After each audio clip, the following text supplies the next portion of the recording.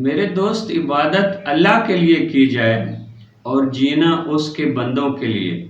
زندگی کا مقصد شاید یہی دو لفظ ہیں، بندگی اور خدمت۔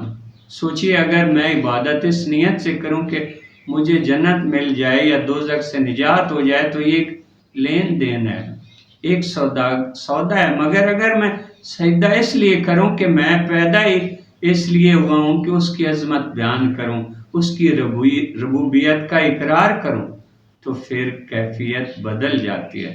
وہ رب جو میری کوتاہیوں کو ڈھانپ لیتا ہے، میری نافرمانیوں پر بھی رزق کا دروازہ بند نہیں کرتا، میری سرکشی کے باوجود مجھے بہترین طریقے سے پال رہا ہے، کیا ایسی ہستی محبت کے لائق نہیں؟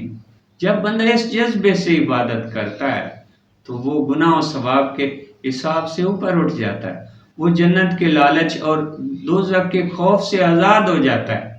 پھر سجدہ خوف کا نہیں، قرب کا ہوتا ہے۔ نماز فرض نہیں لگتی، ملاقات لگتی ہے۔ وہ کہتا ہے، اے رب، میں تجھے اس لیے نہیں چاہتا کہ تو مجھے کچھ دے، میں تجھے اس لیے چاہتا ہوں کہ تو ہے ہی محبت کے لائق۔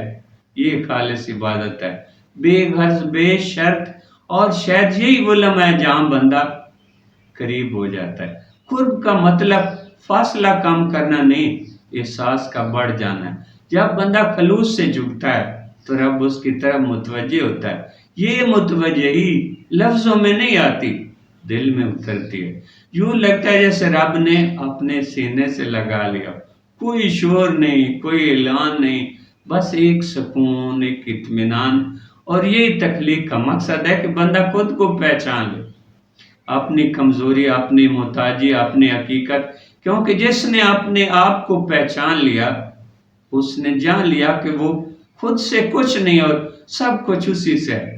اپنی ذات کی پہچان رب کی پہچان کا دروازہ ہے۔ عبادت اگر خالص ہو تو انسان بدل جاتا ہے، اور جب انسان بدل جائے تو اس کا جینا بھی بدل جاتا ہے۔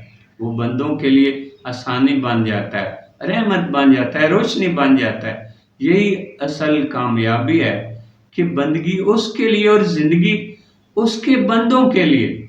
تب نہ خوف رہتا ہے، نہ لالچ، بس محبت رہتی ہے، اور محبت میں فاصلہ باقی نہیں رہتا۔